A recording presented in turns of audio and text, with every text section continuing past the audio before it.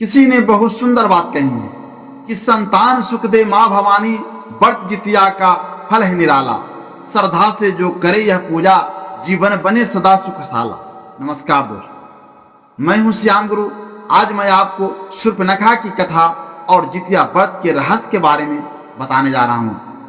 यह कहानी न केवल पौराणिक महत्व रखती है, बल्कि यह माताओं के अटूट विश्वास, संतान की रक्षा और भक्ति की शक्ति को भी दर्शाती हैं। जितिया व्रत जो मुख्य रूप से बिहार, झारखंड और पूर्वी उत्तर प्रदेश में मनाया जाता है, माता पिता के लिए अपनी संतानों की लंबी आयु व सुख समृद्धि की कामना का प्रतीक है।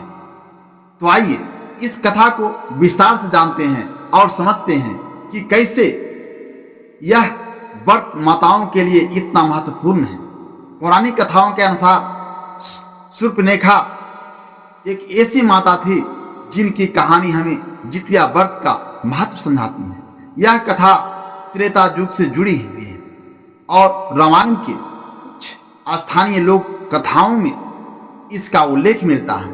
हालांकि यह ध्यान देने योग्य है कि शूर्पणखा का नाम रामायण में रावण की बहन के रूप में भी आता है, लेकिन यहाँ हम जिस शूर्पणखा की बात कर रहे हैं वह एक अलग पात्र है जिनकी कहानी जितिया व्रत से जुड़ी है। शूर्पणखा एक गंधर्व कन्या थी जिनका विवाह एक गंधर्व राजकुमार चंद्रनाथ से हुआ था। वे दोनों एक दूसरे से बहुत प्रेम करते थे और उनका जीवन सुख शांति से भरा हुआ था। कुछ समय बाद शूर्पणखा को एक पुत्र की प्राप्ति हुई जिसका नाम उन्होंने जितवाहन रखा। जितवाहन एक सुंदर, बलशाली और धर्मपरायण बालक था। शूर्पणखा और चंद्रनाथ अपने पुत्र को बहुत प्यार करते और उसकी हर छोटी बड़ी जरूरत को ध्यान रखते थे, लेकिन भोग को कुछ और ही मंजूर था। एक दिन चंद्रनाथ को एक युद्ध में जाना पड़ा जहां उनकी मृत्यु हुई। शूर्पणखा का जीवन अंधेरे में डूब गया।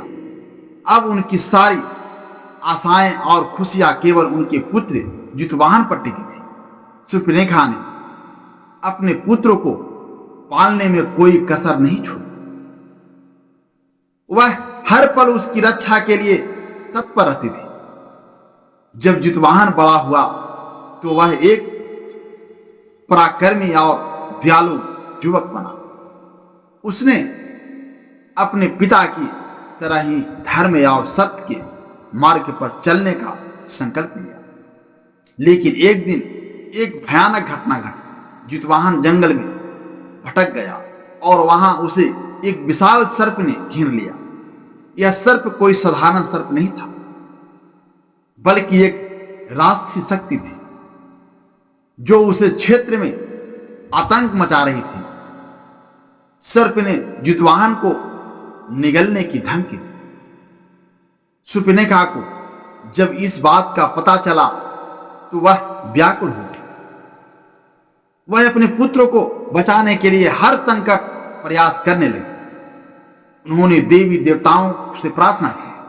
कोई रास्ता नजर नहीं आ रहा था। तब एक रात शूर्पणखा को स्वप्न में माता भगवती प्रकट हुई। माता ने उन्हें बताया कि वह पूरी श्रद्धा और भक्ति के साथ जितिया व्रत करेगी तो उनके पुत्र की रक्षा होगी। माता ने यह भी कहा कि यह व्रत न केवल संतान की रक्षा करता है, बल्कि परिवार में सुख शांति और समृद्धि भी लाता है। शूर्पणखा ने माता के आदेश का पालन किया। उन्होंने अष्टमी तिथि को जितिया व्रत शुरू किया। इस व्रत में उन्होंने पूरे दिन और रात उपवास रखा। माता भगवती और सूर्यदेव की पूजा की और अपने पुत्र की लंबी आयु के लिए प्रार्थना की। व्रत के दौरान उन्होंने कठोर नियमों का पालन किया, जैसे कि नमक और अन्न का त्याग और केवल फलहार ग्रहण किया। उनकी भक्ति और संकल्प इतने प्रबल थे कि माता भगवती प्रसन्न हो गई।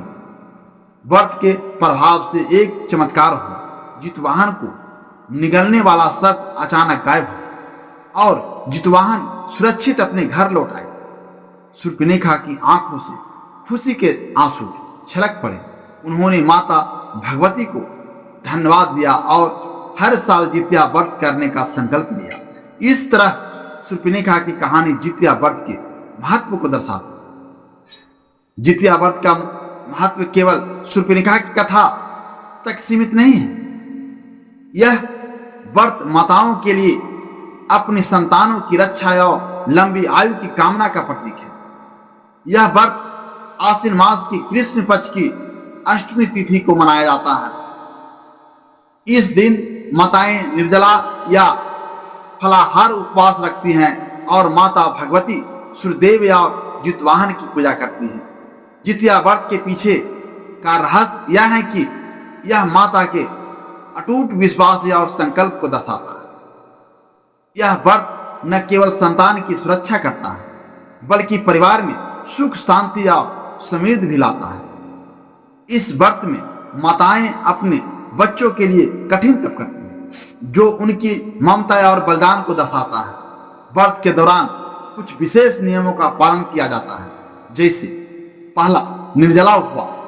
माताएं पूरे दिन और रात बिना पानी और अन्न जल के उपवास रखते हैं। दूसरा, पूजा और कथा। सूर्यास्त के बाद माता भगवती और जितवाहन की कथा सुनी और पढ़ी जाती है। तीसरा, दान और पुण्य। व्रत के अगले दिन गरीबों को दान दिया जाता है, जिससे पुण्य प्राप्त होता है। चौथा, श्रद्धा और भक्ति। व्रत को पूर्ण श्रद्धा और विश्वास के साथ करना सबसे महत्वपूर्ण है। इस व्रत का वैज्ञानिक महत्व भी है।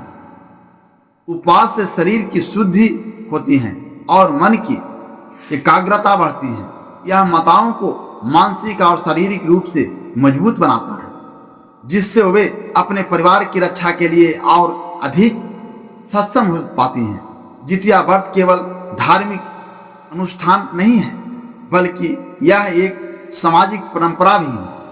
यह व्रत माताओं को एकजुट करता है। गांवों और शहरों में माताएं एक साथ मिलकर पूजा करती हैं, कथा सुनती हैं और एक दूसरे के साथ अपने अनुभव साझा करती हैं। यह सामाजिक एकता और सहयोग को बढ़ावा देता है। इसके अलावा यह व्रत माताओं को यह विश्वास दिलाती हैं कि उनकी भक्ति और तप से उनके बच्चों का भविष्य सुरक्षित रहेगा।